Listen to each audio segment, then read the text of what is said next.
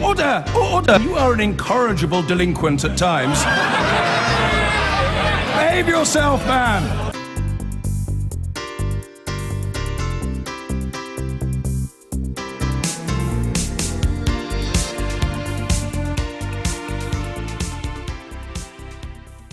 Well, he's not quite in Prime Minister of Iceland territory, but if he's not swimming in it, David Cameron is paddling in a pool of poo this evening, admitting he had benefited from offshore investments of the kind everybody in public life is now embarrassed to be associated with. Now, how much of a problem is that? He sold the stake in 2010, but you might argue he thinks it's enough of a problem that he didn't want to tell us about it. After all, we've had a series of statements this week about his financial affairs that now look crafted to avoid lying, but avoid telling us the whole situation. His holding statements didn't hold, and he went on to ITV to tell all. Here's Chris Cook. After days of evading and avoiding questions about his finances, the Prime Minister has finally come clean about Blairmore Holdings, the company set up by his stockbroker father. Samantha and I had a joint account and we owned 5,000 units in Blairmore Investment Trust, which we sold in January 2010. That was worth something like £30,000. Was there a profit on it? I'd paid income tax on the dividends, but there was a profit on it, but it was less than the capital gains tax allowance, so I didn't pay capital gains tax, but it was subject to all the UK taxes in all the normal ways. A former tax inspector explained to us why these funds are based in places like Panama. The idea was that you would get some quite serious tax advantages.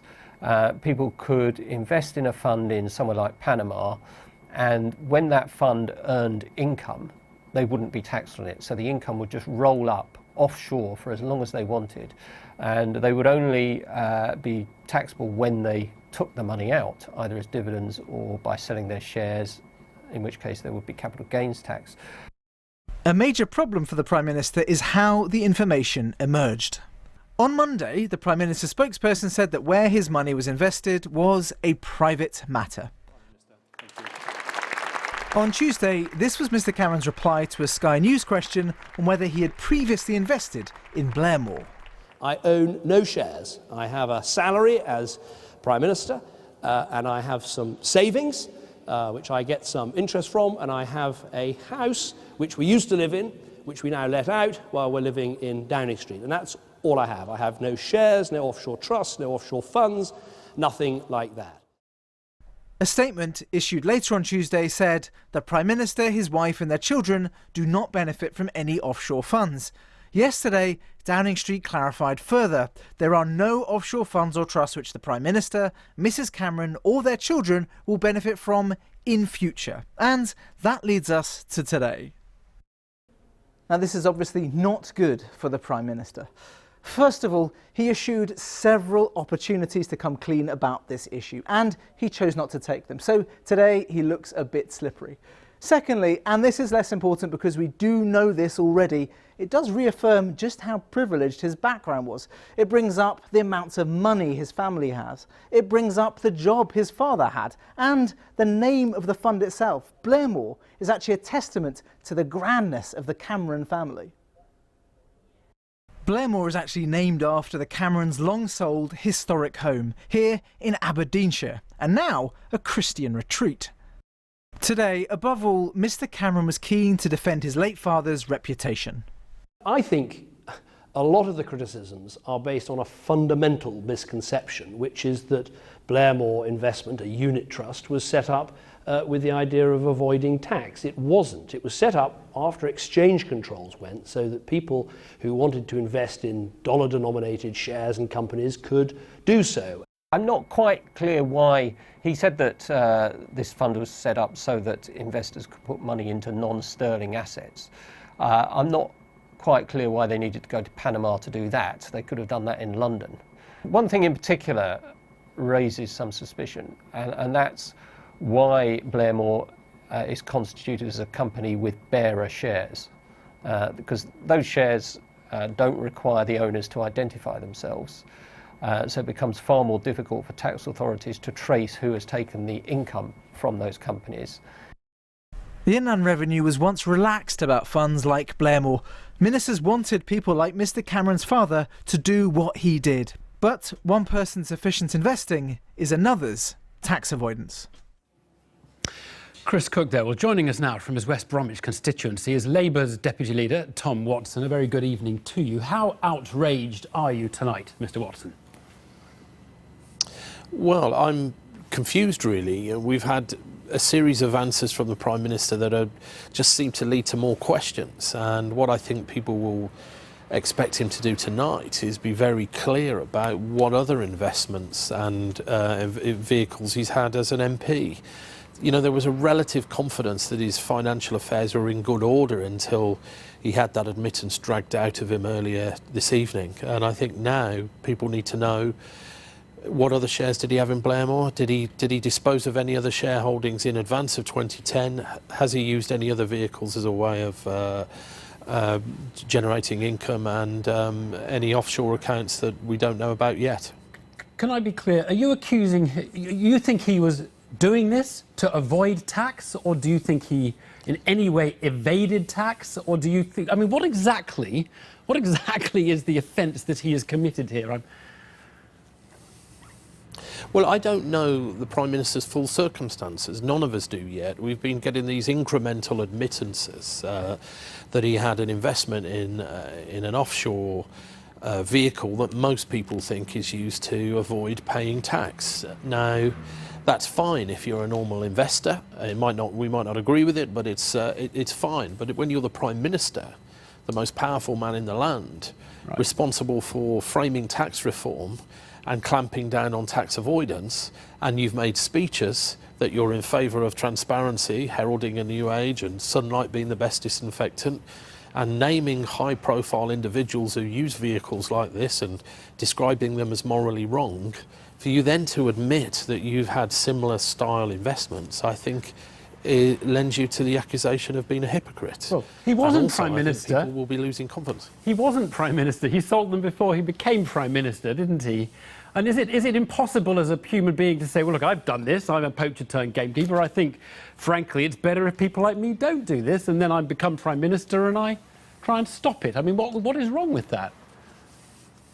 Well, he was leader of the opposition, and the point is, he's made judgments on people as Prime Minister for doing exactly what he used to do. And I don't think it's a good look for a Prime Minister to use the line, say as I do, do as I say, not as I do. And, the avoidance of legitimate journalistic questions in the last 3 days just means that there are going to be more questions about what his financial arrangements were, as both as leader of the opposition and as an MP. And I don't think it's unreasonable for people to ask those questions. Now, look, you suggested that there may be an issue, and I'm not wanting to overstate what you said, but you suggested there may be an issue of resignation here.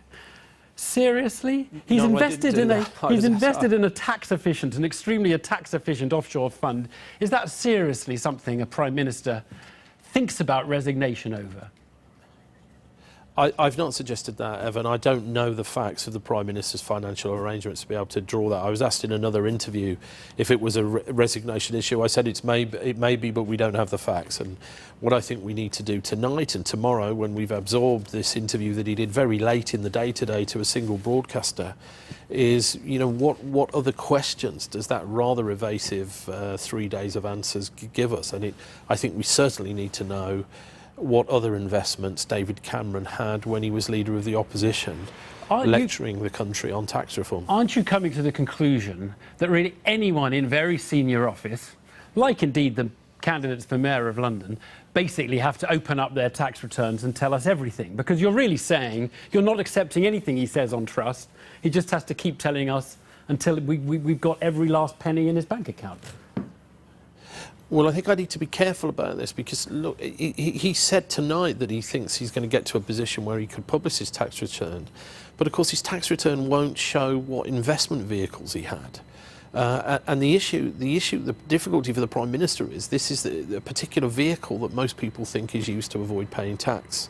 And I don't think people want their Prime Minister to be in that situation, and I don't think they want any politicians to be. So we're certainly moving to a point where there will have to be more transparency for very powerful people, particularly ministers, who after all, are responsible for tax legislation. Just one last one. Do you accept his word when he says he paid all the tax, the capital gains tax that he didn't need to pay because it didn't apply, and the income tax? He paid all the UK taxes that were due on a legitimate and legal overseas investment.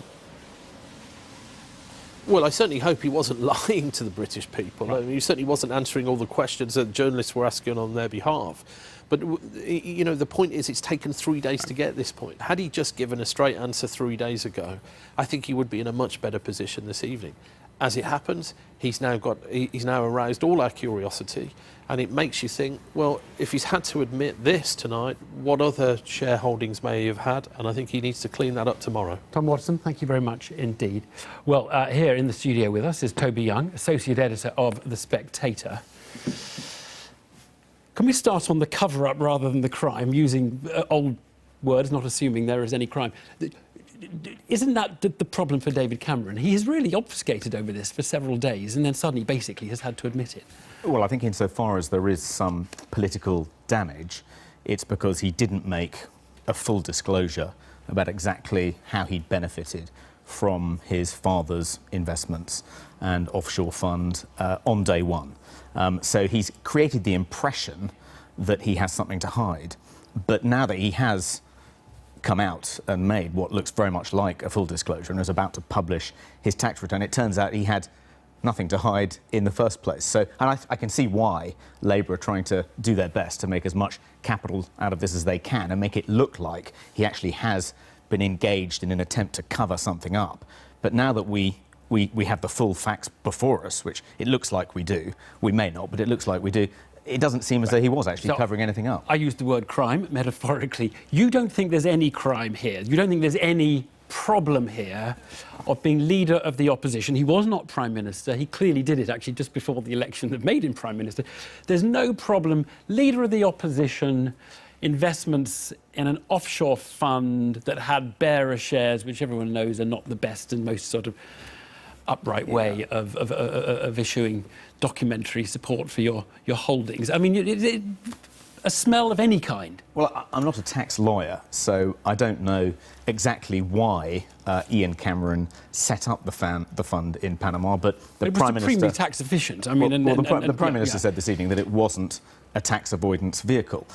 It was set up for the purposes of dealing in non-sterling shares and so forth. And when it was set up in 1982, unlike what Richard Brooks said in the report earlier, you couldn't actually do that in London. So that's why, supposedly, it was set up in Panama, not to avoid tax, but just in order to take advantage of deregulation that Margaret Thatcher brought in.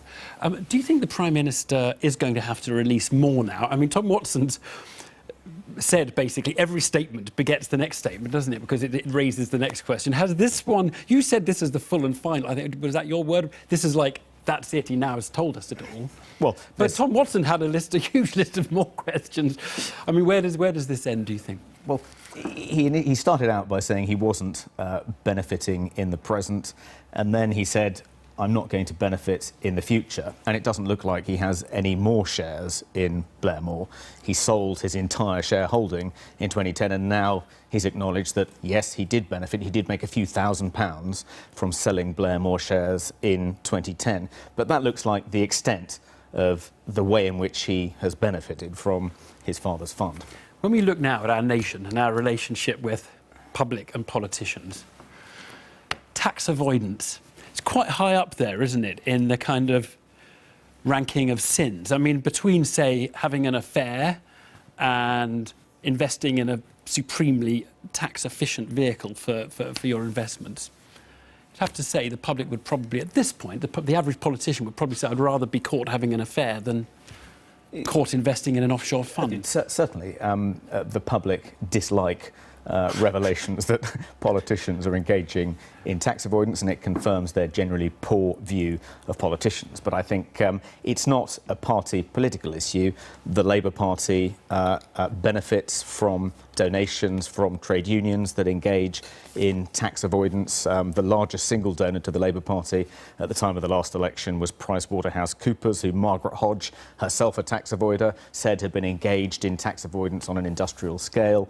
And this government, to give it credit, has done more to combat tax avoidance than the previous government did in 13 years in office. So, OK, it's damaging, but I don't think it's specifically damaging. Margaret Hodge isn't here to defend herself. Margaret Hodge isn't here to defend herself. So we'll put that aside.